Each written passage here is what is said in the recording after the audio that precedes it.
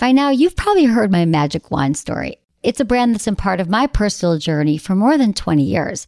But no matter how many times I sing Magic Wand's praises, I'll never be able to fully capture the story of this incredible brand. Well, now journalist and author Kate Sloan just completed a limited audio series documenting the history and impact that Magic Wand has created over the last 56 years. It's called Making Magic. And the series chronicles Magic Wand's incredible brand story through interviews with nearly 40 experts, performers, business owners, educators, and fans. So I got a sneak preview of the series, and what I loved is that Kate weaves together snippets from all their interviews into this amazing story arc. She covers Magic Wand's journey from appliance store massager to its legendary influence on culture and sexual independence, and it's all just fascinating. The first episodes of Making Magic are available now at makingmagicseries.com or on all popular podcast platforms. Just search for Making Magic or visit makingmagicseries.com today. If you're going to cast your lot with somebody, you need to know yourself maybe a little bit better, but most importantly, you need to know the laws in your state. Some people get married, they don't even realize that, like in a state like California, that means half of everything you make is going to be hers or his. Most of my actor clients take direction very well. Like, you have to really walk them through it. There's a lot of times that I'll write an email for them that they can then, make a little bit more their own and send, but they definitely want a little bit more direction. My artists, like my musicians, are way more emotional about things, and I have to kind of handhold a little bit more for them. The breadwinners, whether they're male or female, really want to make a deal because they know that they're paying for everybody. The supported spouse is generally the one that feels like he or she doesn't have much to lose, and we have to explain to them, yeah, you do, because you are spending money that would otherwise be going to you or your kids on lawyers. Thanks for listening to Sex with Emily. On today's show, I'm joined by attorney, author, and family law expert Laura Wasser to talk about the difficulties of divorce and why it should be easier, along with the common issues that people face and how sex plays a role in it all. Topics include, so if marriage is a walk in the park, then why must we jump through all these hoops to get a divorce? The main reasons people separate and how it all comes down to one thing: communication. How often sex issues break up a marriage, and it happens more than you think. And what we should all know before walking down the aisle, because a marriage is a lot more than just a wedding day. All this and more. Thanks for listening. Look into his eyes. They're the eyes of a man obsessed by sex. Eyes that mock our sacred institutions. Bedroom eyes, they call them in a bygone day. Hey, Emily, you got a boyfriend? Because my man E here, he just got his heart broken. He thinks you're kind of cute. A girl's gotta have her standards. Oh my. Do women know about shrinkage? Isn't it common knowledge? What do you mean, like laundry? It shrinks? Can we not talk about sex so much? Are you kidding me? Oh my God, it feels so good. Being bad feels pretty good. But Emily's not the kind of girl you just play with.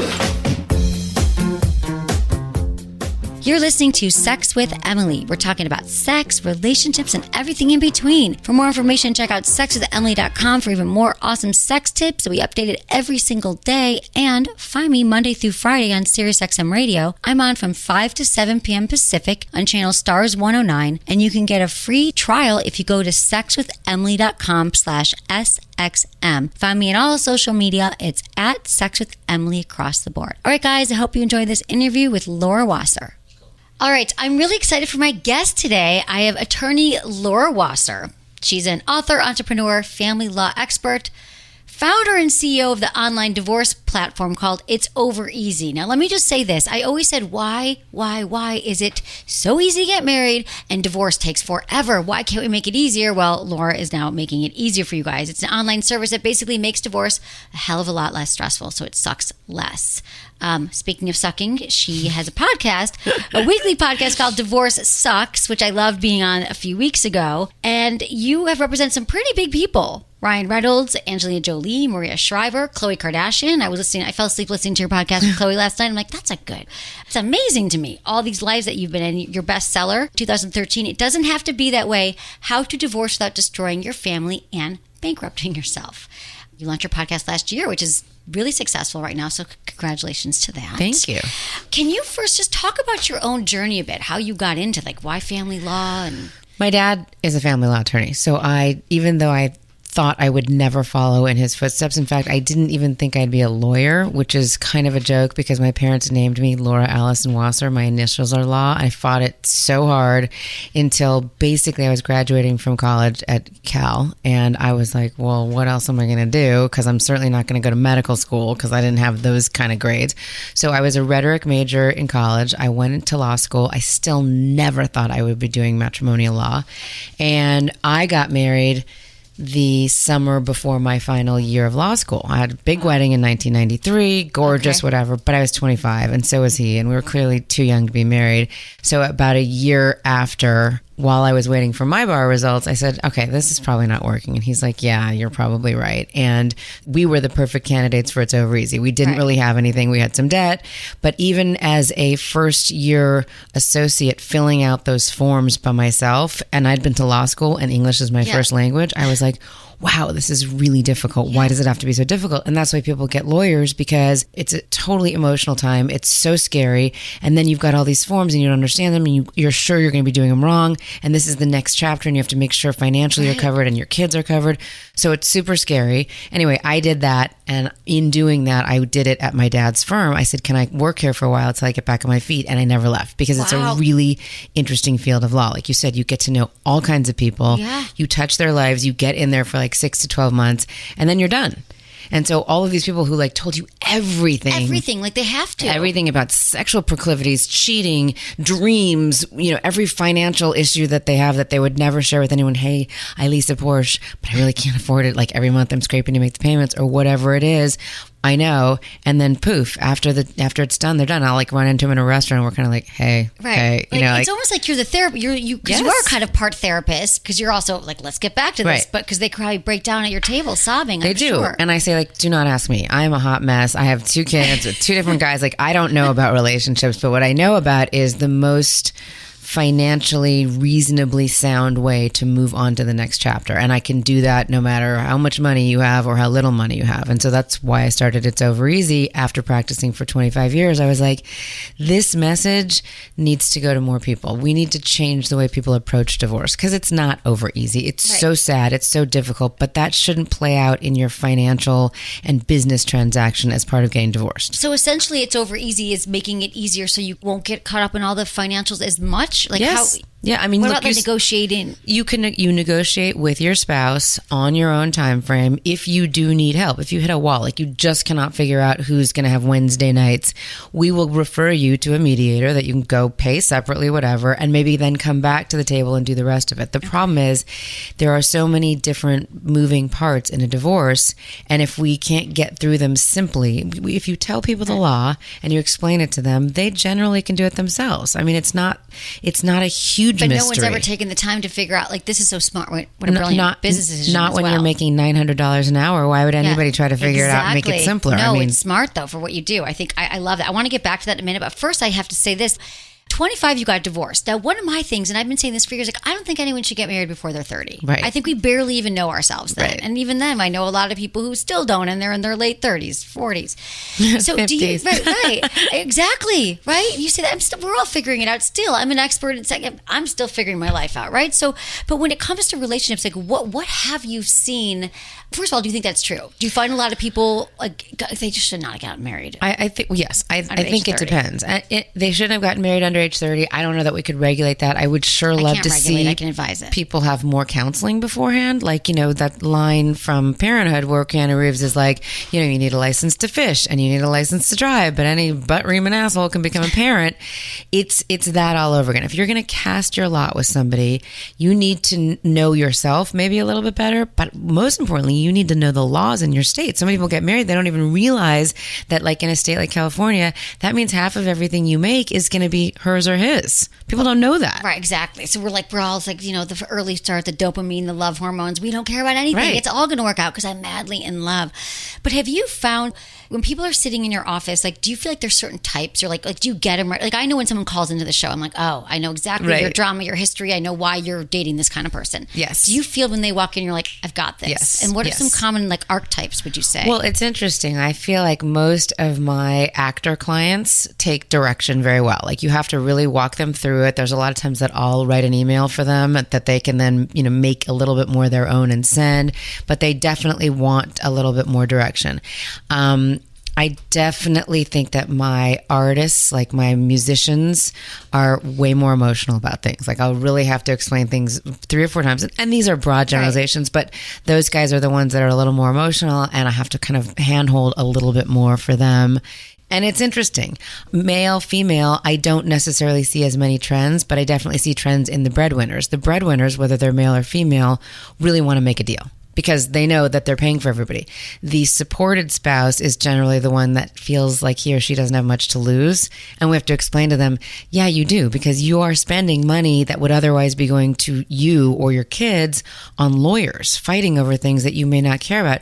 It's not just a bottomless pit. So let's have a finite number here and then come to it. Oh, God. It's a lot. So, and you do deal with a lot of celebrities. How does that, is that just kind of what the firm you're in? How did that happen? How did you become that person? Well, as you know, living in Southern California, almost everything somehow touches the entertainment industry. So you like the celebrity realtor, or the celebrity dentist, so the celebrity divorce attorney, I guess, falls that way. I think when I started practicing, I was probably almost 10 years younger than most of my colleagues at the time. And I dressed young and I spoke young. And so I would get a lot of referrals for young people in the entertainment industry, young actors, young musicians, young athletes, because their representatives, whether they be agents or business managers or entertainment attorneys, would go, oh, she's good, she'll speak their language, she'll get it. So it came from that. And growing up here too, you're not like in awe, like, oh, no. Look, it's Angelina Jolie. You're like, okay, let's get your divorce done. Right. So a little more kids and more money going on, but it's all the same. It's a divorce. It's the great equalizer, I like to say. It is, right? Mm-hmm. So what are just some of the common issues you see? I know it's a really broad question, but for example, I remember hearing a few years ago that like in 8 out of 10 divorce cases right now, Facebook came up in the transcripts. There's a lot of social media. There's a lot of social media, and there's a lot of online stuff. People will find their spouses, having full-on online relationships. They've never even met the person, but whatever it is that they are not getting from their marriage, they're kind of putting into the computer to this person out there. People do online dating even when they're married. That whole Dolly Madison, scandal that happened. So that's a lot. But again, as you probably would agree, that's not the underlying problem. Back up to what are they missing in their marriage that causes them to, whether it be online or just going to a bar and meeting somebody and hooking up, what's happening? Where's the disconnect there? And that's age old. And so people probably don't do enough work to figure out how to communicate, and instead of resenting and shoving stuff down, actually talking about it, working through it. And then there's also people just grow apart. If you get married when you're 25, the chances are you're going to grow up and determine who you are, and it may not be the person that grew with this other person. So I don't know that human beings are really inherently meant to mate for life. Yeah. I believe we like to be families. I have my family. I have my tribe. I have the 2 dads to my 2 kids. I don't know that either one of them would want to be with me for the rest of their lives either, but we sure do all have Thanksgiving together, and we sure do come together in a crisis and in times of celebration, and I have their backs, and they have my I just lost my mom 2 weeks ago.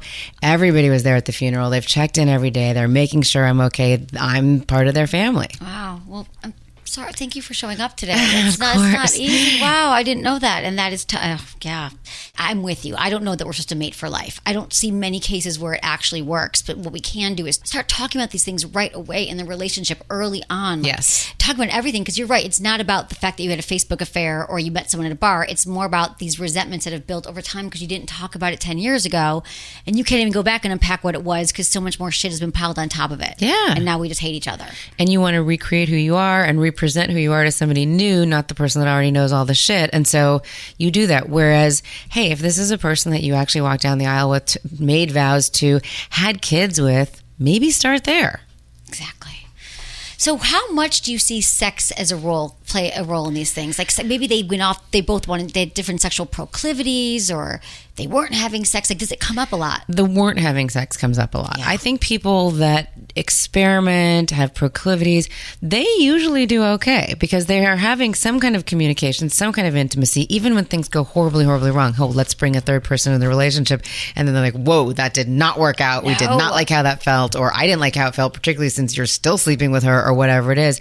Those are less likely to show up in my office than the ones that go, I don't know what happened. We haven't had sex. I mean, and I will ask as one of the main questions, like, what's going on? How many kids? How long have you been married? Are you in therapy? And I say, what's your sex life like? Because so many people will say, not good. We haven't had sex in like 2 years. And I'm like, what? Yeah. How is this just come, or I can't believe that she's cheating on me. Really? When was the last time you had sex? Like 6 months ago. Well, believe it. Where do you think you're going to go get it, right? Right. Even if the refrigerator's been empty, where do you think they're going to go eat? Exactly. You weren't putting food there. You weren't cooking the whole thing. So is there ever couples that come to you and say, actually, the sex is amazing, but we can't get along with anything else. We still want to have sex. Yes. It's interesting, like you said, that first meeting, watching. Remember, I don't usually meet with both couples unless I'm doing mediation. I mean, both parties.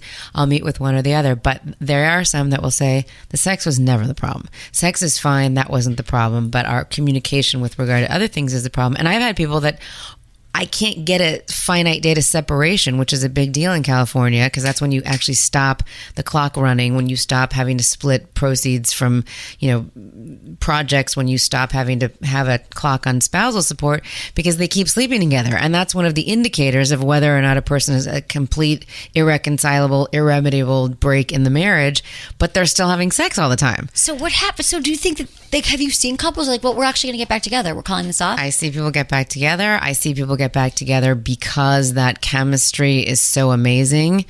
I see people work out other things. Okay, we're not going to get back together, but we really still like dating, or we like hooking up with each other, or whatever.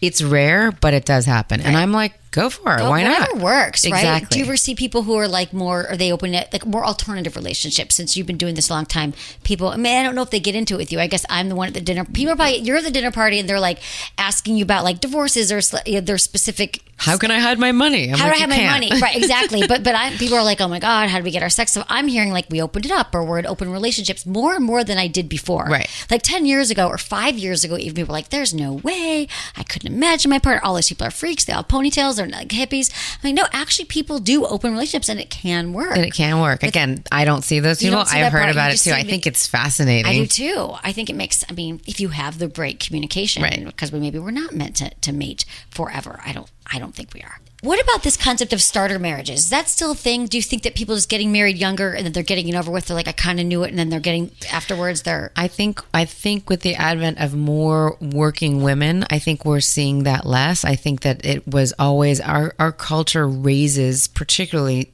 girls and young women, to get into a relationship, start dating seriously, get that ring, plan the wedding, have kids. Still, no matter what we've all been through with the women's movement, that's still somehow like embedded into our brains. But I definitely am seeing more women kind of taking control of their financial situation, and many of them going like, I'm not in such a big rush to get married, particularly since I'm the breadwinner here.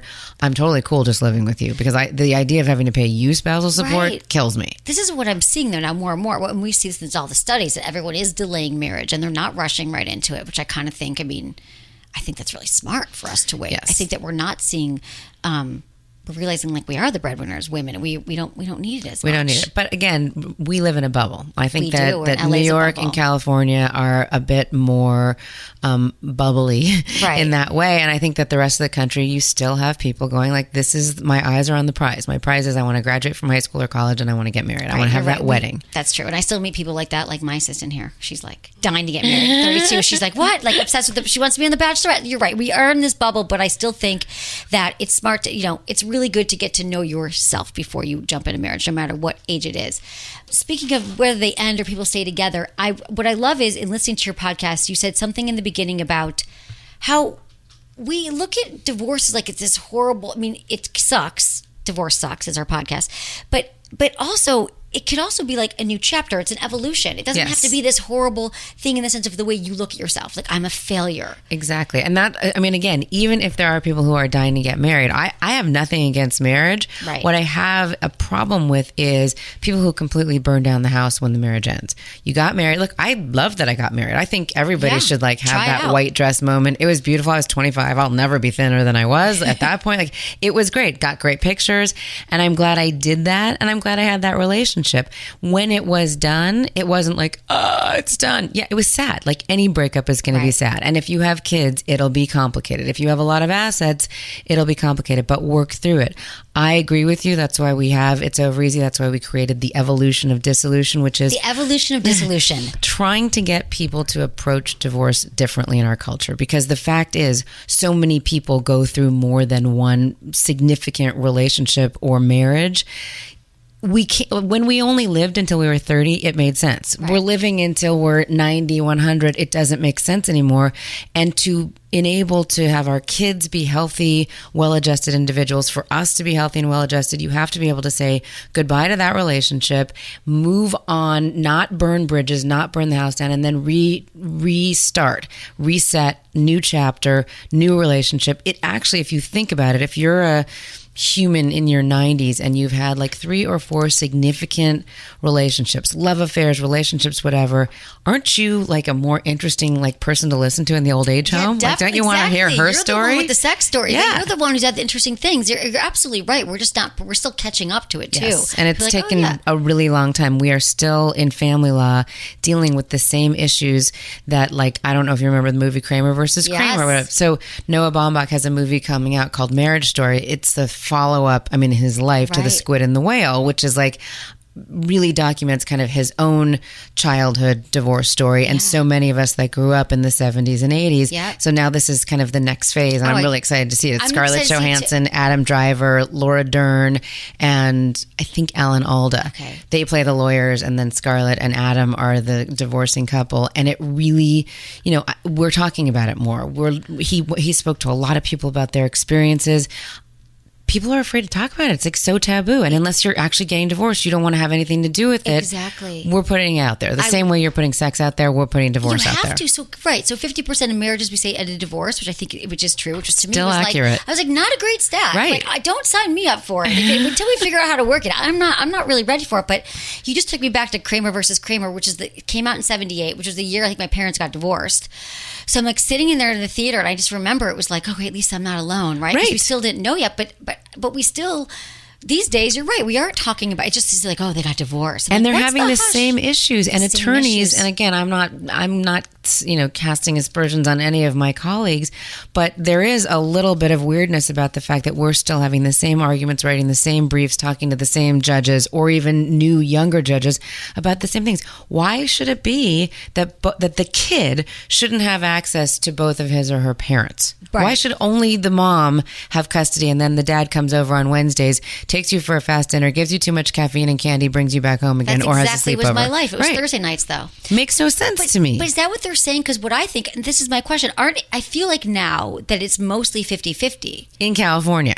But I have people that I've spoken to, because now that we're You're national. right. All my friends are divorced from California. With It's Over Easy. And even in California, I'll have moms come to me and go, well, he's not getting 50-50 custody. I mean, he totally slept with somebody else. I'm like, well, that doesn't make him a bad dad. It just makes him a dick. I mean, Right, like. exactly. Right, exactly. So how, because I think it makes so much more sense that of course you should, my dad died too when I was 19. It's like, I wish I had more than Wednesday nights. Yes. So what is it now? Tell me about how It's Over Easy is changing that for kids and for the parents. So it's a healthier experience overall. Because I think that's what you have done in your own relationships and helping your clients. So tell me about that. A lot of it's education. We have an entire content section that has people writing articles, whether it's mental health professionals, financial specialists, people telling you, here's how it's going to look, here's how it could be best, here's what's best for your kids.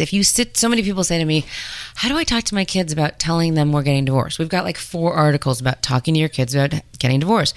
We have 4 or 5 articles, how to deal with your ex, how to deal with a crisis with your ex. If one of your kids gets caught vaping or smoking pot in school, or the kid's going away to camp or having anxiety issues. You guys are the parents. You still have to be a united front and tell this kid, we are here for you. We are your family. We love you. That conversation about, hey, we're splitting up. So many kids, it's crazy to me because this was not my experience. I don't know about yours. We're like, I wonder if it's me. Is this? Oh, yeah. We blame ourselves. You got to tell your kids, like, no, this is not about you. This is about us. And it's not even so much about us. We just hit this point and we're still a family. We're going to be living in separate places. We have each other's backs. We're all going to do stuff together. If anything ever good or bad comes up, you come to both of us. We're going to talk about it. How is that after all these years since Kramer versus Kramer not evident? I don't know. I mean, this is okay. So in looking at your site, so people can go there and say, like, how do I have the conversation? You provide all of that. Yes. All of those resources. That is so friggin' smart. So did you have work with therapists or you work with counselors? I wrote a lot of the articles. And then because I've been in this business for so long, I know a lot of people. So I'll go, hey, write me an article for my Insights blog about how to sit down and talk to your kids. Yeah. And then also because now we've been up for a while, people will write into us and go, I had this horrible experience. Can I write about it on the blog? So we have one that's called Co-Parenting with an Asshole. Yeah, and that's about what, I mean, it is. I can't be so Pollyannish, like everybody's all going to get along. There's going to be jerks out there. Asshole. Or you just did a podcast on the narcissism. Yes. I mean, it happens. So what do you do now? Because if you really can't meet in the middle, now what do you do? How do you handle it the best way possible for yourself and for your kids? So that's really, I mean, I love that it's like a one-stop shop for it because really people are calling me, how do I have the conversation or what do I do or what's right? So it would make sense. I mean, I think this is brilliant. And then it also has what we call the index, which is kind of, so you can go on, get content, read about things, watch videos. You can actually do all the forms, fill them out and get divorced. And then we've got the index, which is a directory, a provider directory for anything that you could imagine before, during, after getting divorced, whether it's something as, in depth as, hey, I really need to find a new accountant because or I need new health insurance that's not available anymore through my spouse's employer, to I'm getting back out there and I'm dating. I need help rearranging my closet. I need help. I need a spray tan. Right. I'm going on my first, dating app date. I need a spray tan. Here's the spray tan person. They're the best ones. On your site, this is over easy. Yes. I mean, right now I'm looking co-parenting with an asshole. Right. Can I lose child for smoking weed? Which I get this, everyone's terrified. We just did the weed podcast yesterday with my friend Alexa Steinberg, who is a cannabis attorney. And so we talked about all that stuff. Can you? No, you can't. But you could if somebody called Child Protective Services. I mean, the law is the last thing to change. So it's not illegal in California after Prop, was it 64? Yeah.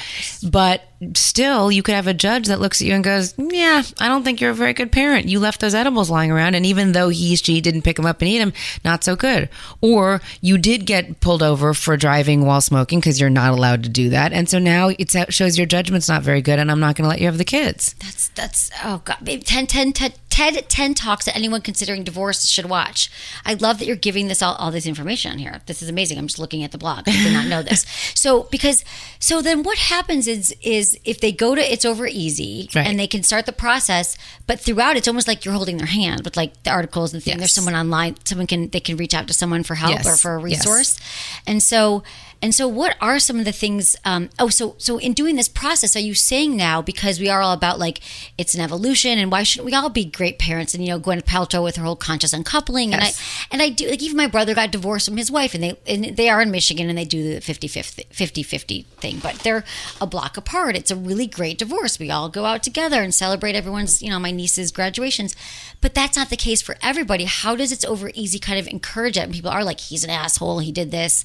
How does it do it by, you just recommending? First of all, recommending and also showing by example. Like, yes, your spouse cheated on you or your spouse has a gambling problem and gambled away all your money. It's not, so it's going to be hard to be like, hey, we're a united front. We love each other. You can still hate his guts, okay? But until you're able to kind of let go of that, you don't have to get back together with him, but you have to be able to co-parent with him. So many people come to me and go, can I just make her go away? No, she's not going away. If you have kids with her or you have some kind of a partnership financially, she's not going away. So let's figure out the best way of dealing with her, not even because of your kids, because of you. And here's what I say mostly to my women clients, which is if you have that anger frown, you're going to look ugly and old sooner, and then you're not going to want to date anybody else. They're not going to want to date you. So if it gets down to just pure aesthetics, that's one of the ways. You don't want to hold on to that anger. Not the ugly frown. Right. Now I heard what you're saying. Right. Yeah, no, it makes sense. But but then I would feel like with you're coming in, you're hearing everything. to get them out of that space, sometimes you must be like, okay, is your therapist appointment next? Because you would turn into that role. Right. Well, again, most of the clients that I have in my private practice, because they're wealthy and because they live in Southern California, have been in some kind of therapy, couples therapy, kid therapy, co-parenting therapy, or their own. So I can just say, this is a better conversation to have with your therapist. And they know that. I mean, especially their therapist usually is less expensive too. But on It's Over Easy, we create this community so that they can actually hook up with other people going through it, find support groups, find blogs, find therapists. I mean, we have low-cost therapists that we refer to that, again, it's out of our hands. Just here's a guide, here's a directory, call them. And this, I think, is a really important part of the divorce process because it does hurt. It is difficult. It is. It just sounds like it's more of a holistic approach because otherwise you're just calling your friends, who did you use, and you're asking around. Like I've had so many people say, I'm going through divorce. Like, who do I talk to? Who's the lawyer? And people always recommended you since I moved to LA. But I know they might not be able to have you, but now they can go on your site. That's right. Which makes sense. It's over easy. That's really smart. All right, guys, we're going to take a quick break and we come back even more with Laura Wasser.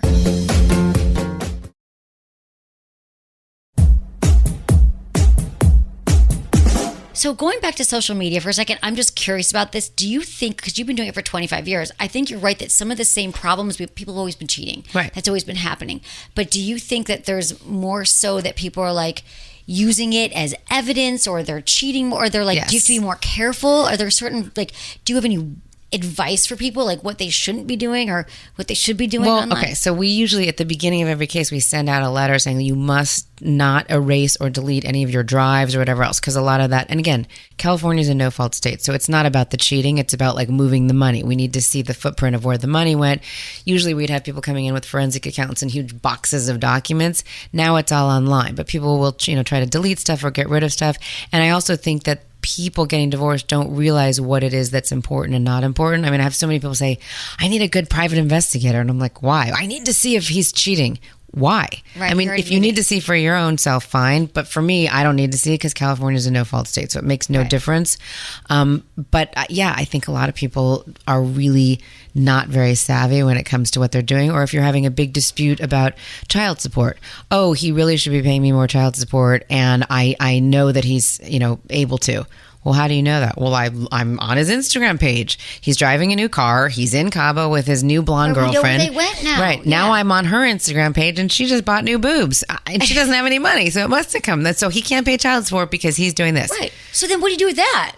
Well, then you can use that for evidence, and you can say like, "Is evidence that's so sure, smart." Like you idiot, not the boobs necessarily. You got to get the boobs back, but right? No, that makes so much sense. I would think that would be so much more incriminating evidence that you would not have seen in the past. You let people into your life when you make it public, and so therefore you're open to that kind of examination.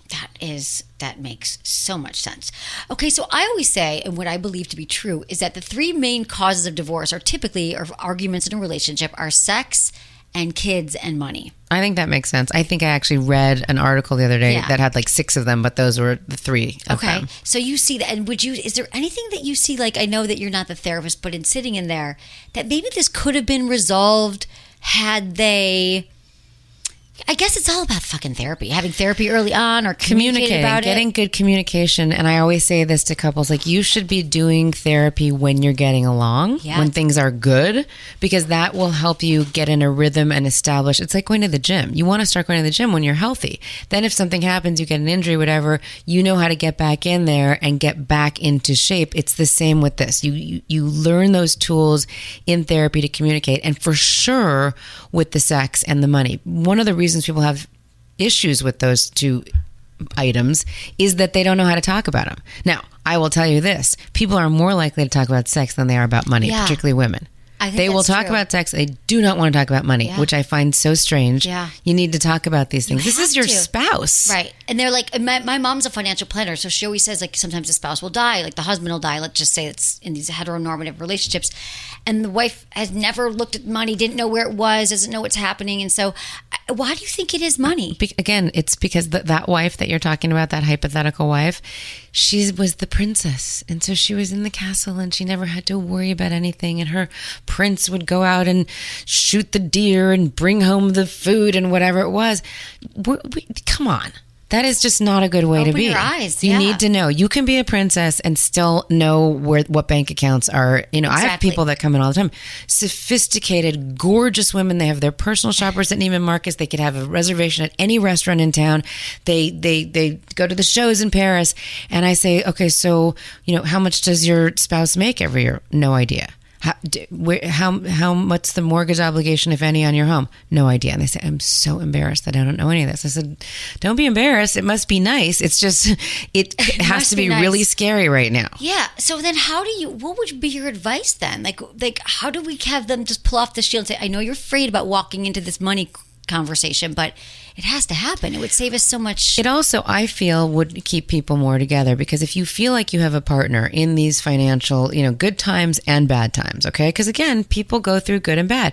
If you have a partner, this is the person whom you lay down to sleep with every night, who you are having intimate sexual relations with, hopefully, who you've raised children with, which are generally going to be the most important item in your life, kids, how to raise them, keeping them happy. Why wouldn't this be the person that you say, hey, we just had a huge windfall this year, or hey, I'm suffering. I see so many people argue because she's spending too much and I'm really, really stressed out about it. Well, how is she supposed to know that she's spending too much if you haven't let her in on any of the secrets of what is being earned? Right. And it's community money. It's her money. Right. Well, it could be so obviously because men feel like less of if we're talking about a man, less of a man, it's less masculine. When you don't make money, you almost feel like you're castrated. So just kind of say, honey, we got to curtail it here. And then it just becomes a whole mess. But every relationship, as you know, is a deal. Every relationship, both people have things that they bring to the table. That will change in the course of relationships, but that's the relationship. So you see these stereotypical older, wealthy Hollywood guy, not super attractive, young, trophy wife. They have a deal. That's the deal. And if she does put on 100 pounds or he does lose all his money, it's not saying it's going to end, but the deal changes. It does change. So what are some things that you've seen with people not getting divorced? I'm sure you have so many ideas about what are the things that people should just figure out about each other before they walk down the aisle. Like, what should we know?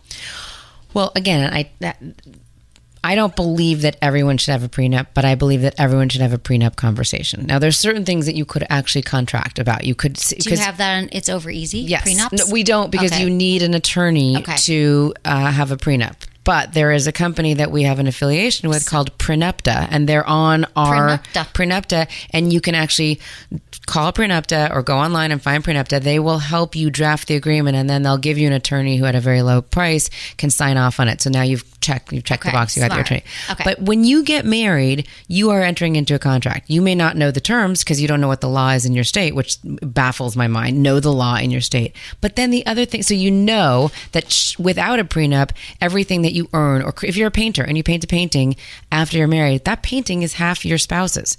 If you earn money, any of those things, but for what you inherit or is gifted to you, that's going to be community property in a state like California. You also are going to be responsible for paying spousal support to that person so that they can live in the lifestyle to which they became accustomed during the marriage for a certain period of time, and child support. Okay, so now we know that. If you don't have a prenup, that's the rules. What other rules do you need to know? Hey, my parents are older and I never want to put them in assisted living, so they're probably going to live with us when they get older. Are you okay with that?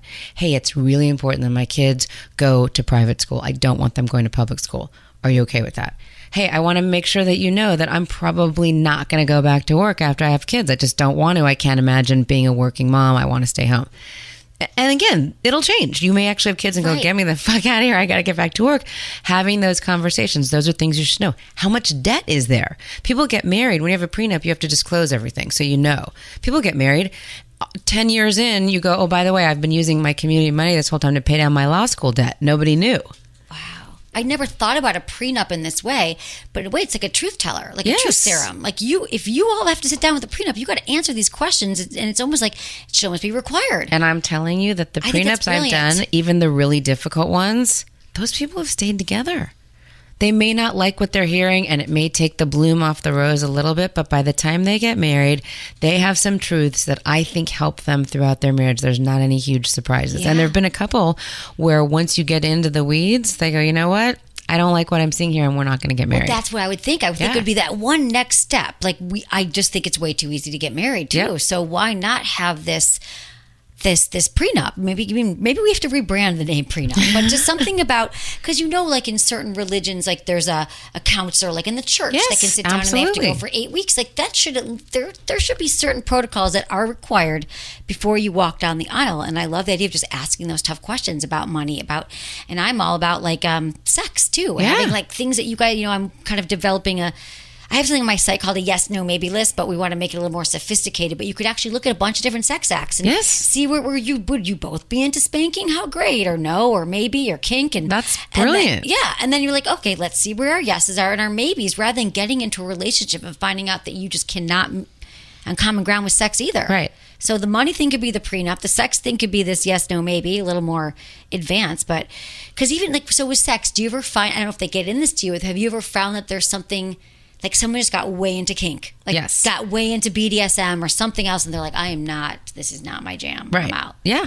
And that has been an issue. And then he or she goes elsewhere. Now that's a question. Can I put up with that? If I don't want to do this, but my spouse really does, and he or she is not having an emotional attachment, but once a week they go to the dominatrix and that's really important and whatever. Sometimes they make it work. I know a lot of couples who have made that work. And I feel like it's just getting past that fear, that this belief that we have that sex is supposed to be monogamous with one person for the rest of your life. Who is that really, really working for without a lot of struggle and a lot of effort? I mean, I think a lot of our listeners are like, oh my God, I was able to after 20 years. Now we got our sex life back. But for a lot of people, they won't get it back to where it was, but maybe it's okay to say once a week, my partner's going to go to dominatrix and I'm going to go get a massage or a happy ending. And it seems so crazy to people, but how much better is it to get your needs met and then you still can come home with your partner and have dinner? Also, if you think about it, a lot of this comes from the forbiddenness of it. So if what it is, Esther Perel did a whole thing on like when you're lying to your partner, there's something about it that like feels good to you or whatever. I said to my boyfriend very early on, because it's true, I don't care at all if you go to strip clubs. It doesn't like offend me or bother me. And I also don't care if you go and get a happy ending at any point. And he goes, you totally ruined it for me. I never want to do those things. And I was like, I'm sorry. Yeah.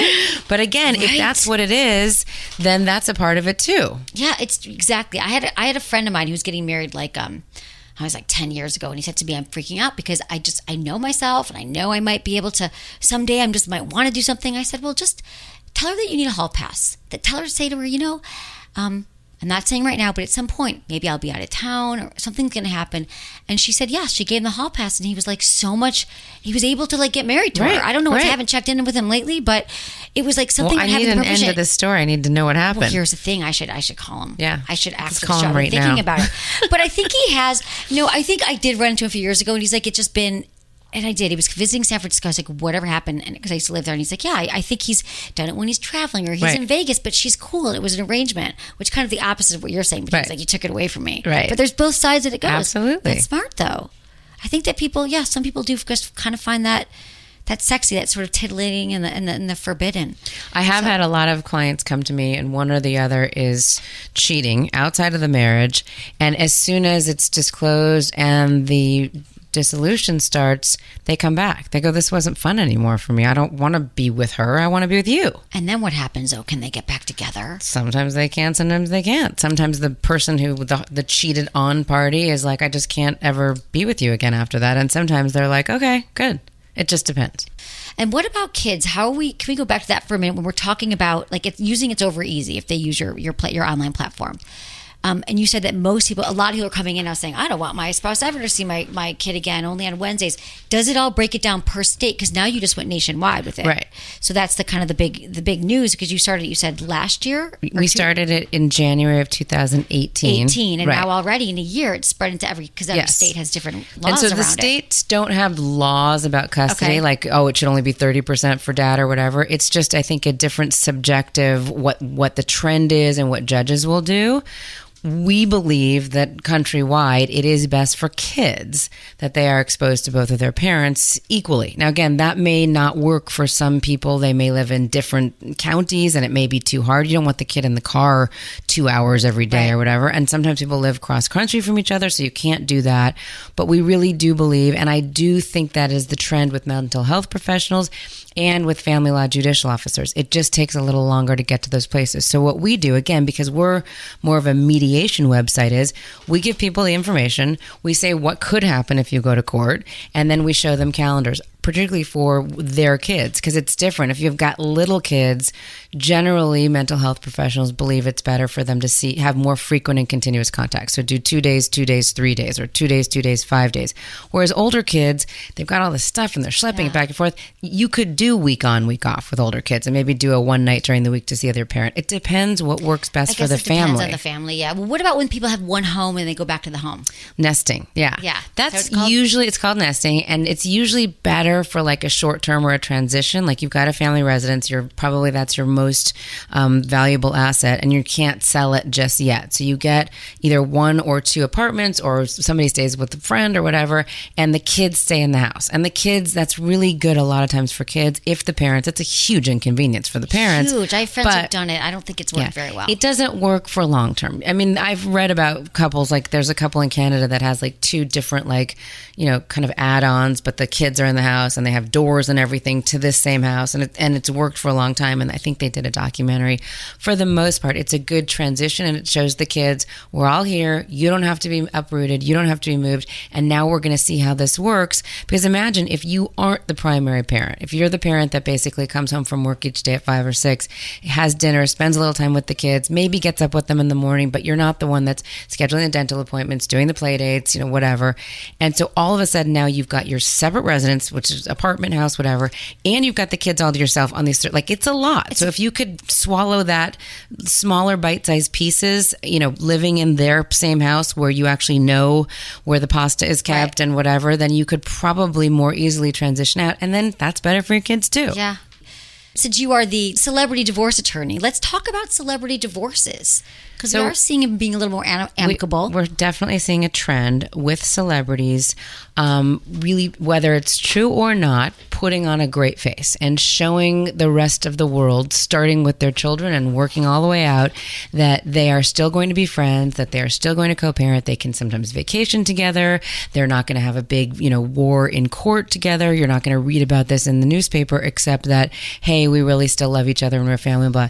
What that does for our culture is it trickles down. We all want to be like the celebrities. Exactly. So we're going to consciously uncouple, and we're going to, I think it was gently separate was another one of them. I mean, we're going to live by that example, and I think that's great for everybody. That's directly in line with what it is that I'm trying to do, which is be nicer to each other. Be kind. Your co-parent, it's true, because I still hear these stories nowadays, even from friends or people calling into the show. They're like, one of the parents is trashing the other parent to the kids, and that's just going to have a devastating impact on the kids. Luckily, my parents didn't do that. That was rare. Yeah. That was rare at the time. So now it's good to see that the celebrity divorces are actually... Pretend you're that celebrity and fake it till you make it. And eventually that you will start being like that. Yeah, because at one point you loved each other and you had family. So don't make it hell if you can do it. So it's over easy. I love this. It's such a great resource. So people can just go to itsovereasy.com. Even if they're thinking about divorce, or to see, there's no commitment. You can play around on the site. You can give us your information if you'd like, but you don't have to. We are there to educate you and give you information. If you decide that you want to get divorced and you want to pay for the site and get divorced, it's $1,500. And again, we figured out in the United States, the average divorce costs $15,000. So if you figure you can get your entire divorce for $1,500, that would be awesome. Yeah. And then we also have all these resources, which, yes, those guys might cost you more if you want to get the spray tan or you want to get the financial planning or the health insurance or whatever it is. We have moving companies. I mean, we have all kinds of great resources for people going through it. An amazing service, which is called Worthy, where you can sell your engagement ring online. We have, partnerships with The Real so that you can get your closet cleaned out, sell some of that stuff, buy some new stuff to get back out there again. All of these things, all of these professionals and businesses we have on the index. That's so smart, because they might even thought about it. Like, oh, that's a good way to get money. Right. Like, you know what I mean? So I don't think there's anything else like this that I know of. It's very smart, Laura Wasser. I'm happy for you. Thank you. And now you're doing the podcast. What have you learned on the podcast, or what have you enjoyed? It's been a year, right? Yeah. Totally different than being a lawyer. It's totally different from being a lawyer. I love it because the reason that I stayed being a family law attorney is I love the stories. And I also love kind of bringing people together and helping people. I like talking to people who are really excellent in their field and having them give me like the top 5 things that they would tell people. And people love sharing that information. So telling their stories and then telling their specialties and what they do, bringing people together, educating people about it. That's why I've been loving doing this podcast. And again, whether it's, a celebrity that's willing to share his or her story about divorce or co-parenting or whatever else, or it's a professional that's willing to come out and go, look, this is what you really need to know before you file a divorce petition. You have to get these 5 financial documents in place and whatever. Or somebody that says, this is how your kids are going to feel when you sit down and talk to them.